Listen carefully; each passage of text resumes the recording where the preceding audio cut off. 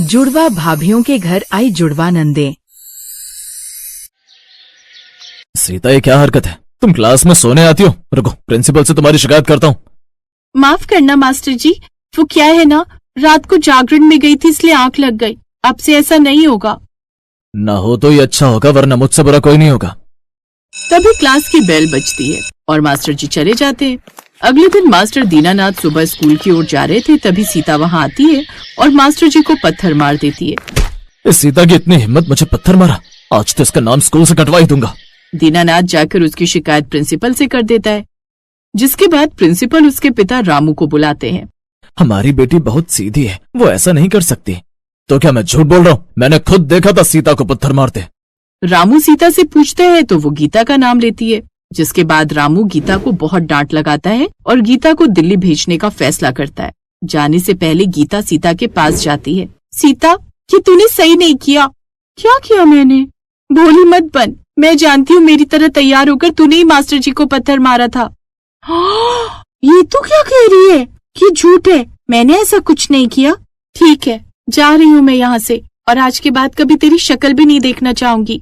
ऐसे ही 20 साल का समय बीत जाता है। अब सीता और गीता दोनों बड़े हो चुके थे। आज सीता की शादी अर्जुन से हो रही थी। विदाई के समय वो अपने पिता से बोलती है, पापा, गीता नहीं आई आज भी?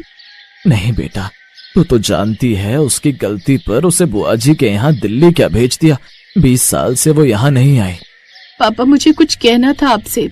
हाँ बोल बेटा।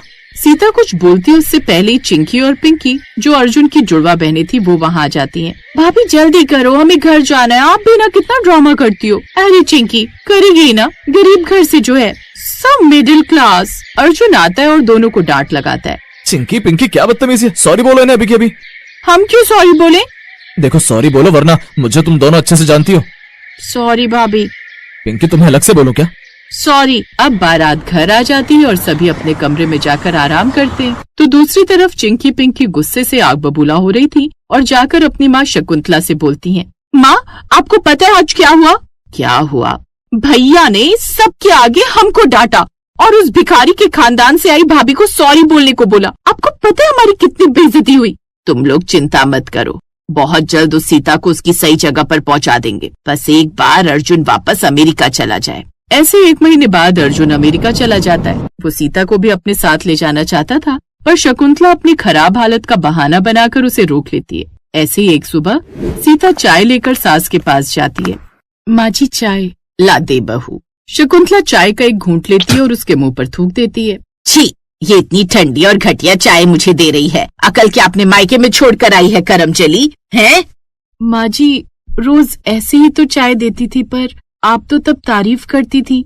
अरे तब मजबूरी में करती थी, क्योंकि मेरा बेटा तुझे मुझसे ज्यादा प्यार करता है। पता नहीं कौन सा काला जादू किया है तूने मेरे बच्चे पर। तभी अर्जुन का फोन आ जाता है, जिसे उठाकर शकुंतला अपने बेटे से बोलती है, अरे जुग जुग जिए मेरा बेटा, तुझे याद कर रही थी। तू पूरे 100 साल जिएगा मेरे लाल।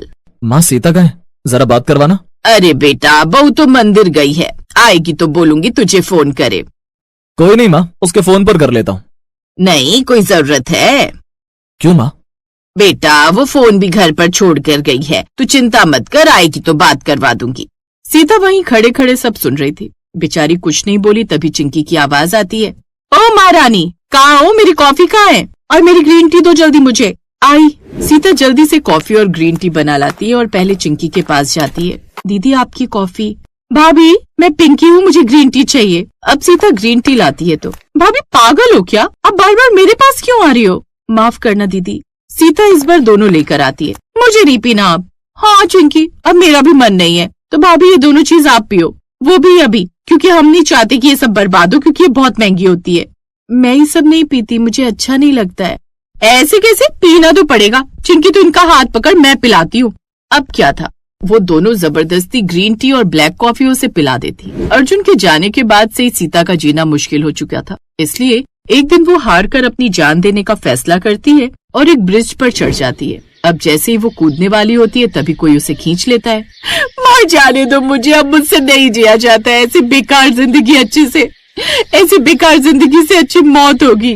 सीता चुप हो जाओ। देखो मैं गीता, तुम्हारी बहन, तुम्हारे पास हूँ, शांत हो जाओ। गीता, मेरी बहन। सीता खूब रोती है, जिसके बाद गीता उसे शांत करवा कर मंदिर ले जाती है और मंदिर की सीढ़ी पर उससे बात करती है। तूने ये सब पापा को क्यों नहीं बताया? कैसे बताती? इससे उन्हें तकलीफ होती तो क्या तेरे मरने से नहीं होती? तो क्या करती? मेरी सास और जुड़वा ननद मुझे बहुत तंग करती है, हर बात पर ताना देती, और अब तो मेरी जुड़वा ननद मुझे मारती भी हैं।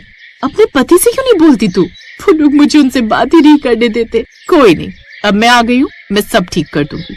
अब क्या था, अब गीता उसके घर जाती है उसकी जगह और उन सबको खूब परेशान करती है। भाभी ये ग्रीन टी क्यों लाई? मैं पिंकी हूँ। अच्छा कोई बात नहीं, कॉफी भी लाई हूँ, लेकिन अब ग्रीन टी बर्बाद नहीं होनी चाहिए, तो आप ये दोनों पियो।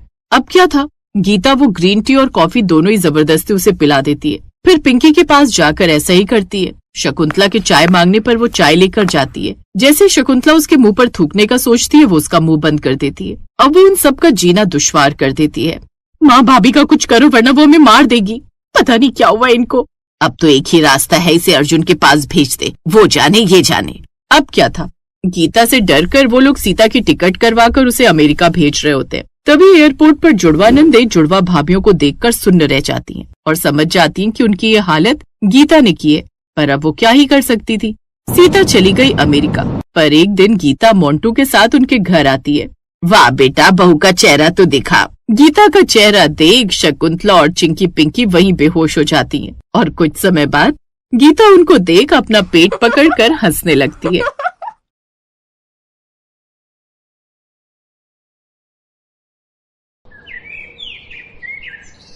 गायत्री की दो बहुएं थी। बड़ी बहू पारुल जो कि गरीब घर से थी और छोटी बहू हिमानी जो कि अमीर परिवार से थी। गायत्री की दोनों ही बहुएं गर्भवती थी और दोनों को ही 8 महीने पूरे हो चुके थे। इस खुशी में गायत्री ने अपनी दोनों बहुओं की गोद भराई की रस्म रखी थी। उन दोनों के मायके वाले उनके लिए तोहफे लेकर आते हैं, जहाँ हिमानी की अमीर माँ गरीब बहू पारुल की गरीब माँ को गरीबी का ताना कसते हुए कहती है, ये क्या, अपनी बेटी की गोद भराई में तुम ये क्या 1 किलो का घी का डिब्बा लेकर आ गई? भला ये कोई तोहफा होता है? एक मुझे देखो, मैं अपनी बेटी के लिए सोने का हार, महंगे कपड़े, ढेर सारी मिठाइयों और फल फ्रूट्स लेकर आई हूँ। तुम्हारी तरह नहीं, 1 किलो घी उठाया और आ गई बेटी की गोद भराई में। क्या माँ, तुम भी इन गरीबों को ये सब बता रही हो? फिर उन दोनों की सास गायत्री बोली, ये सब बातें छोड़िए ना बहन जी, और यहाँ आकर बैठ जाइए, मैं अभी कुछ नाश्ता पानी लाती हूँ। कुछ देर बाद उनकी गोद भराई की रस्म होती है, जहां अमीर रमोला सिर्फ अपनी बेटी के लिए तोहफे लाई थी। वहीं गरीब लता अपनी बेटी पारुल के साथ साथ उसकी देवरानी हिमानी के लिए भी घी लेकर आई थी। ले बेटी, ये घी तेरे लिए। गैया जो रोज रोज थोड़ा थोड़ा दूध देती है, उसी के माखन का घी बनाना शुरू कर दिया था। तुम दोनों के लिए जब से ये खुशखबरी मिली थी। नहीं नहीं नहीं नहीं, मैं ये लोकल घी नहीं खाती, बल्कि ब्रांड का ही घी खाती हूँ। मुझे नहीं खाना ये, आप इसे ले जाइए। अच्छा देखो, ये मैं तुम्हारे होने वाले बच्चे के लिए मॉल से महंगे कपड़े और ये खिलौने लेकर आई थी। ओ माँ, लेकिन इन सब की क्या जरूरत थी? अरे मेरी बेटी का पहला बच्चा है तो इन सब की जरूरत कैसी नहीं थी? पारुल बेटा, मैं तुम दोनों के लिए ये गोंद के लड्डू बना कर लाई थी। इस हालत में ये खाना सेहत के लिए अच्छा होता है। हिमानी बेटी, तुम भी खा लेना। नहीं नहीं नहीं नहीं, मैं ये सब नहीं खाती। ठीक है बेटी, जैसा तुम्हें ठीक लगे। वैसे पारुल बेटी, इस हालत में भी घर के काम करती रहना, इससे हमारा शरीर ज्यादा ठीक हो जाता है और बच्चा होने में आसानी होती है। यही बात तो मैं दोनों बहुओं को समझाती हूँ बहन जी, लेकिन मेरी बेटी को काम करने की कोई जरूरत नहीं है। तुम तो बेटी बस आराम करना। माँ, तुम कितनी अच्छी हो, मुझे कितना समझती हो। नहीं तो मेरी ये सास तो हर वक्त मेरे पीछे ही पड़ी रहती है कि बहू ये कर ले, वो कर ले। तू चिंता मत कर, तेरी माँ अमीर घर की है, मैं तुझे किसी भी चीज की कमी नहीं होने दूंगी। इसी तरह खट्टी मीठी नोक-झोंक के साथ दोनों बहुओं की गोद भराई हो जाती है और सब मेहमान वापस चले जाते हैं। कुछ दिन बाद रमोला अपनी बेटी के लिए ट्रक भरकर सामान भिजवाती है, जिसमें बच्चे का पालना, उसके कपड़े, खिलौने और अलमारी जैसी खूब सारी चीजें होती हैं। अपने अमीर मायके का ये रुतबा देख अब हिमानी और भी घमंड में रहने लगती है। वो घर के किसी काम को हाथ नहीं लगाती, जबकि गरीब बहू पारुल अभी भी घर के सारे काम अकेले ही करती है। मेरी बड़ी बहू भी गाय है गाय, जेठानी होकर भी सारा काम खुद ही करती है। और एक मेरी वो अमीर बहू, उसे तो आराम करने से ही फुर्सत नहीं है। सारा दिन ऐसे ही बिस्तर पर पड़ी रहती है जैसा बच्चा जन्ने वाली है इस दुनिया की पहली औरत है। ऐसे कुछ दिन बीत जाते हैं और एक रोज, माँ जी मुझे बहुत दर्द हो रहा है, लगता है समय आ गया अस्पताल जाने का।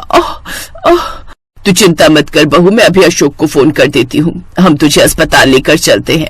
कुछ देर बाद उसे सरकारी अस्पताल ले जाया जाता है, जहाँ वो नॉर्मल डिलीवरी से एक बेटे को जन्म देती है। फिर अगले दिन हिमानी को भी लेबर पेन शुरू हो जाता है। सास उसे सरकारी अस्पताल लेकर जाती है, जहाँ वो सरकारी अस्पताल को देखकर कहती है, नहीं माँ जी, मैं नहीं चाहती कि मेरा बच्चा इस बेकार से सरकारी अस्पताल में हो। नहीं नहीं नहीं, नहीं मुझे यहाँ अपने बच्चे को जन्म नहीं देना।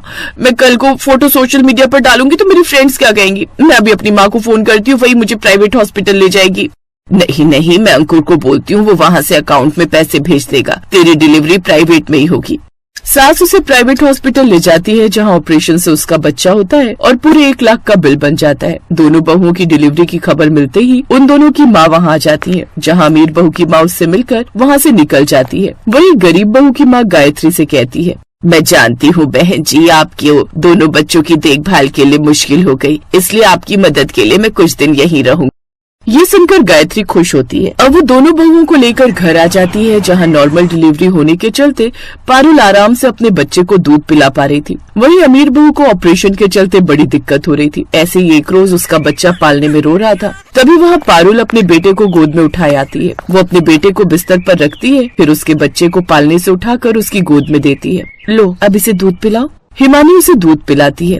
मैं भी कैसी माँ हूँ, ऑपरेशन हुआ है तो अपने बच्चे की मालिश भी नहीं कर पा रही। तभी वहाँ उसकी सास और जेठानी की गरीब माँ भी आ जाती है। इसीलिए कहती थी बहू कि थोड़ा काम काज कर ले घर का। अगर तूने भी अपने शरीर से उस वक्त काम कर लिया होता तो आज तेरी भी नॉर्मल डिलीवरी होती और तू भी अच्छे से अपने बच्चे का ध्यान रख पाती।